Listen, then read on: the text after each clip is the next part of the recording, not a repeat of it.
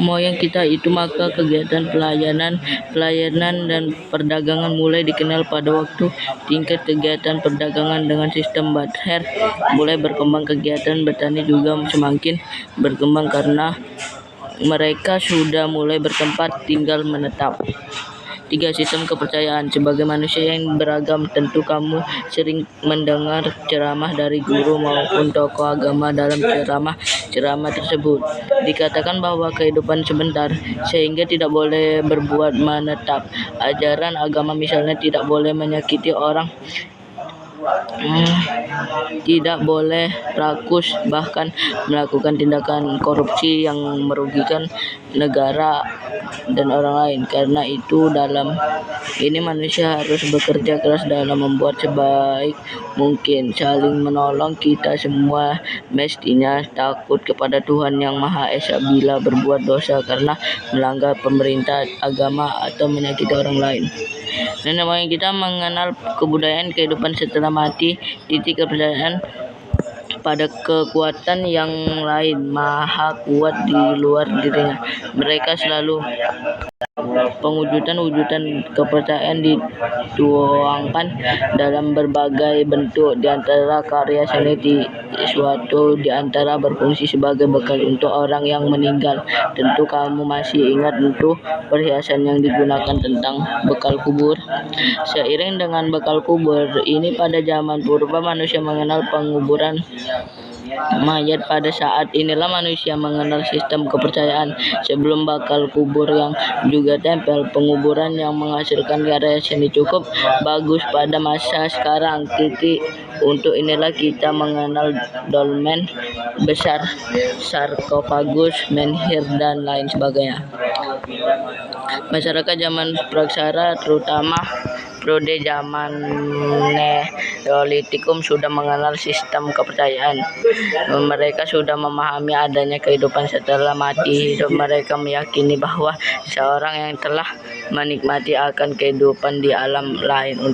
Oleh karena itu, roh yang sudah meninggalkan akan menanam jasa dihormati oleh sana kerabatnya. Terkait dengan itu, maka kegiatan ritual yang paling menonjol adalah upacara penguburan pada orang meninggal. Dalam tradisi penguburan ini, jenazah orang yang telah meninggal dibekali beberapa benda dalam peralatan kebutuhan sehari, misalnya barang-barang, perhiasan, periuk, dan lain-lain mayatnya. Hal ini dimaksud agar penjelajah arwah orang yang meninggal selamat dan terjamin dengan baik. Dalam upacara penguburan ini, semakin kaya orang yang meninggal, maka upacara semakin dewa. Barang-barang harga yang ikut dikubur juga semakin banyak. Upacara penguburan, jika ada upacara pesta untuk menghindari bangunan suci. Mereka percaya manusia yang meninggalkan akan mendapatkan kebahagiaan jika mayatnya ditempat pada susunan batu-batu besar, misalnya pada peti batu atau sarkofagus. Jika jadi lambang pelindung bagi manusia yang berbudi luhur. Jika juga memberi peringatan bahwa kebaikan kehidupan di akhirat hanya akan dapat dicapai sesuai dengan perbuatan baik selama hidup dirinya. Hal ini sangat tergantung pada kegiatan upacara kematian yang pernah dilakukan untuk menghormati leluhurnya. Oleh karena itu, upacara kematian merupakan manifestasi dari bahasa bakti dan hormat seorang tahapan leluhur yang telah meninggal.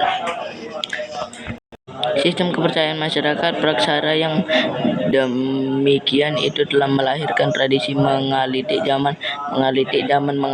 pada zaman batu besar. Mereka menghindari bangunan batu-batu besar seperti menhir, dolmen, berudak, dan sarkofagus. Pada zaman praksara, seorang dapat dilihat kedudukan sosialnya dari cara penguburannya. Bentuk dan bahan wadah kubur dapat digunakan sebagai petunjuk status seorang penguburan dengan sarkofagus misalnya memerlukan jumlah tenaga kerja yang lebih dibandingkan dengan penguburan tanpa wadah. Dengan kata lain, mengelola tenaga kerja juga sering digunakan berbagai indikator sertifikasi sosial seorang dalam masyarakat.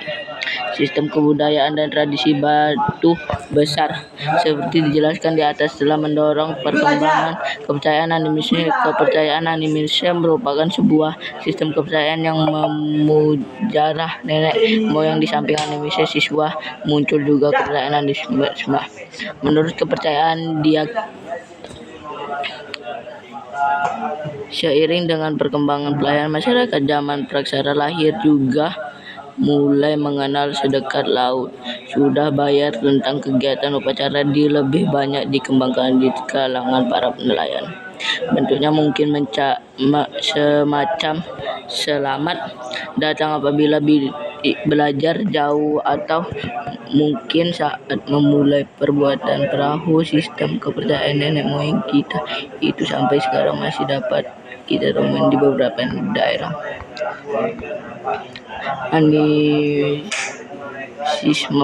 Animisme adalah kepercayaan masyarakat terhadap benda yang dianggap memiliki roh atau jiwa, contohnya seperti pohon, batu, gunung, sungai, dan sebagainya. Salah satu contohnya ritual animisme pada upacara keriduan panen kenduri panen. Pada tradisi sebagai bentuk rasa syukur karena padi sudah masuk masa panen. Pada tradisi ini masyarakat mengalami roh pertanian. Animisme adalah kepercayaan masyarakat terhadap benda yang